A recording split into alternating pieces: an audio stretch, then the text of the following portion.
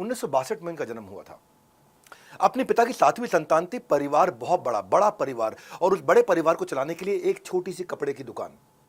देखिए, आज अनिल अंबानी, मुकेश अंबानी के तो फादर थे धीरू भाई, लेकिन ये थे वो first generation entrepreneur. South Mumbai college में एडमिशन लिया, लेकिन बस 1 साल की पढ़ाई के बाद ही समझ गए कि धंधा कॉलेज में बैठकर नहीं होता है। कॉलेज छोड़कर 16 साल की उम्र में धंधे में उतर के धंधा सीखा जा सकता है। डायमंड सॉर्टर का छोटा छोटा काम किया इन्होंने। डायमंड सॉर्टर का काम तो इन्होंने 3 साल तक किया। उसके बाद अपने भाई के साथ पीवीसी पैकेजिंग मटेरियल के बिजनेस में आ गए। अच्छा, पीवीसी पैकेजिंग मटेरियल में इनकी डिमांड बढ़ने लगी, और डिमांड बढ़ने लगी तो ये प्रोक्योरमेंट की कोशिश करे, रॉ मटेरियल इनको मिले नहीं। इनकी रिक्वायरमेंट हो महीने की 20 मीट्रिक टन, और इनको सप्लाई मिले खाली 2 मीट्रिक टन की। अब ये परेशान, अब ये कहें अपने सप्लायर से 2 सप्लायर से 2 सप्लायर से 2 सप्लायर दे ना पाए। और सप्लायर क्या करता था, नाम मिटा देता था ब्रांड का, तो ये ब्रांड तक पहुंच भी नहीं पाते थे। भाई कौन दे रहा है माल ये। अब इन्होंने नेटवर्क बनाने का जो काम किया ना, जिससे इनको 2 मीट्रिक टन से 20 मीट्रिक टन पर पहुंचा। इसको समझो, गौतम भाई जो है ना, बिग सप्लायर्स को ढूंढने के लिए जब सोर्सिंग मार्क उनको नहीं मिला, वहां पे उनको ट्रेडमार्क मिल गया। सोर्सिंग मार्क तो छुपा देते थे, मिटा देते थे, ट्रेडमार्क नहीं मिटा पाया जो उनका सप्लायर था। वो ट्रेडमार्क को फॉलो करते करते करते ये एक्चुअल सप्लायर जो सबसे बड़े भारत के थे, जय शाह और जतिन कुटेचा, वहां तक पहुंच गए। ठप्पा जो था ना, उस ठप्पे से असली ठिकाने तक पहुंच गई है।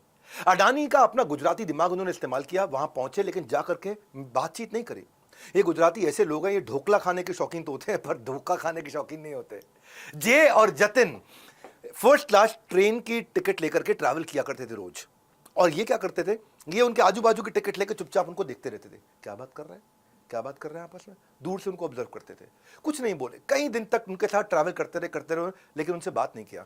उनकी सारी बातें सुन के इनको समझ में आया ये बिजनेस की बातें करते हैं, ये समझते हैं मैक्रो एनवायरनमेंट क्या है, धंधे में क्या चेंज होने वाला है। और उनके साथ बैठ के उनके डायनामिक्स को सुना करते थे। एक मौका इनको मिला, इन्होंने अपना ज्ञान थोड़ा सा दिखाया। जे और जतिन बड़े इंप्रेस हो गए। जे एंड जे दोनों का यार तो बहुत बढ़िया बिजनेसमैन लग रहा है। दोस्ती बढ़ती गई।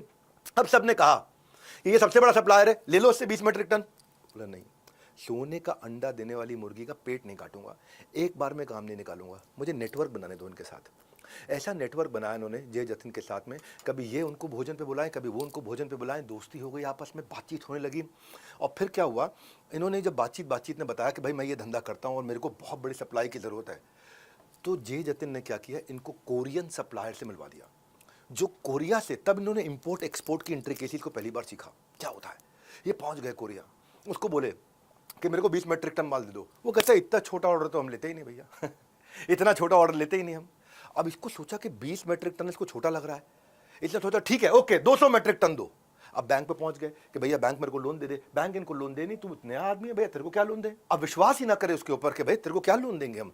अब देखो क्या हुआ, जे और जतिन की दोस्ती यहाँ फिर काम आई। जे जतिन ने अपनी गारंटी देके इनको बैंक से लोन दिलवा दिया। यहाँ तक ही नहीं, नेटवर्क, इनको नेटवर्क ही बनाना आता है। इन्होंने धंधे खुद नहीं खोले सारे, ये नेटवर्क के साथ धंधे मिले इनको।